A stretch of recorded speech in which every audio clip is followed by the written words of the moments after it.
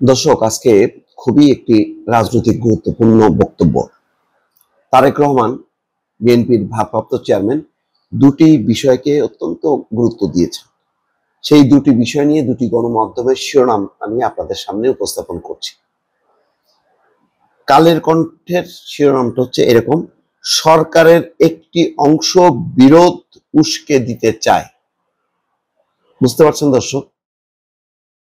তার মানে যে অন্তর্বর্তী সরকার সব দলের মনোনীত, সমর্থিত, সেই সরকারের কেউ কেউ যে গেম প্লে করতেছে, অর্থাৎ বিরোধ উস্কায় দিতে চাচ্ছে, নির্বাচন যাতে না হয় তার নানা রকম আয়োজন পায়তারা করতেছে, সেই কথাটার ইঙ্গিত দিলেন তারেক রহমান। আরেকটি কথা প্রথম আলো কোট করেছে, করিডোর দেওয়ার সিদ্ধান্ত আসতে হবে নির্বাচিত সংসদ থেকে। দেখেন, এই ধরনের ঘটনাটা, মানে একটা করিডোর হবে মানে রাখাইনে প্রবেশের জন্য, সেটা অন্তর্বর্তী সরকার সিদ্ধান্ত দিয়ে দিল, অথচ এর ফলে আমার দেশের স্বাধীনতার সার্বভৌমত্ব বিপন্ন হবে কিনা, কারা এই করিডোর ব্যবহার করবে, এগুলো অনেকগুলো প্রশ্ন আছে। প্রতিবেশী অনেকগুলো শক্তিধর দেশ আছে, চীন যেমন আছে, ভারত তেমন আছে। ফলে এটা একটা উন্মুক্ত বিষয় হওয়া উচিত। যেমন পাকিস্তান আর ভারতের এই যে বিরোধ, এই বিরোধে দেখেন দুই দেশের তারা দলগতভাবে সব উন্মুক্তভাবে আলোচনা করে সিদ্ধান্ত নিয়েছে পাল্টাপাল্টি। আর বাংলাদেশের সবকিছু হাইড করা, যারা ক্ষমতায় থাকায় তারা অনেক কিছু বলে না। যাই হোক, এখন কালের কণ্ঠের যেই বিষয়টা তারা এনেছে, দেখেন কি বলছেন তারেক রহমান, যে অন্তর্বর্তী সরকারের একটি অংশ সুপরিকল্পিতভাবে রাজনৈতিক দলগুলোর মধ্যে বিরোধ উস্কে দিতে চায়। যে রাজনৈতিক দলগুলো একত্রিত ছিল, নানান পয়েন্ট, সংস্কার নানা রকম কথাবার্তা বলে, স্থানীয় সরকার আগে নাকি জাতীয় সরকার, জাতীয় সংসদ নির্বাচন পরে, এসব বলে নানা রকম খেলাধুলা কিন্তু চলতেছে। মহান মে দিবস উপলক্ষে আজকে নয়াপল্টনে তিনি ভার্চুয়ালি যুক্ত হয়েছেন লন্ডন থেকে, এবং আজকে একটি বড় শোডাউন হয়েছে নয়াপল্টন, কানায় কানায় ভরা ছিল, নিশ্চয়ই দর্শক দেখেছেন সেটা।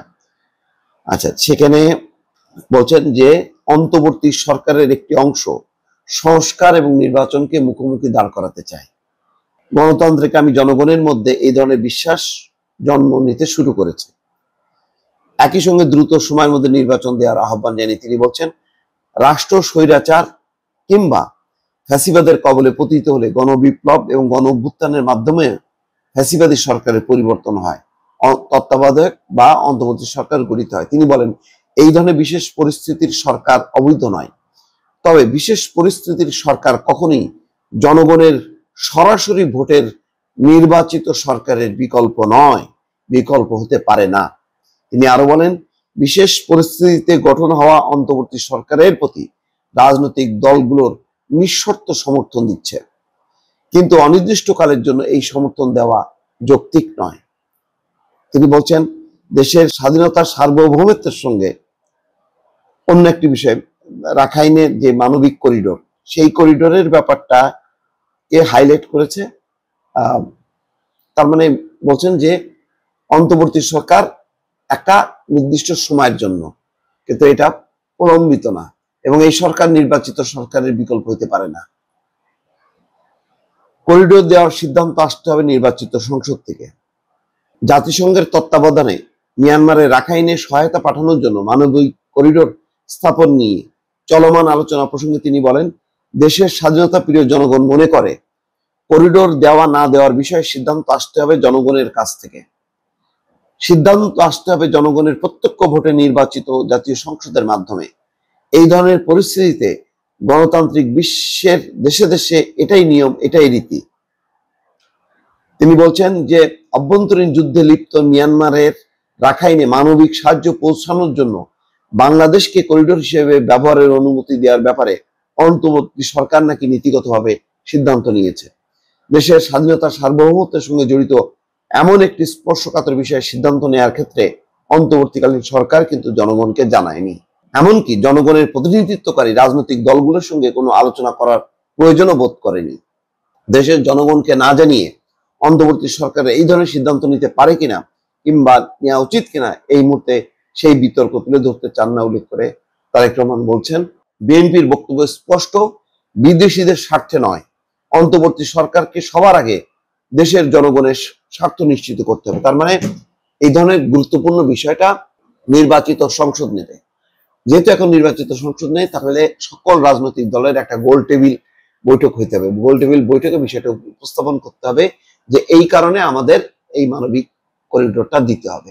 রাজনৈতিক দলগুলো যদি সমর্থন দেয় এগোবে, আর না হলে এগোনোর কোনো প্রশ্নই ওঠে না।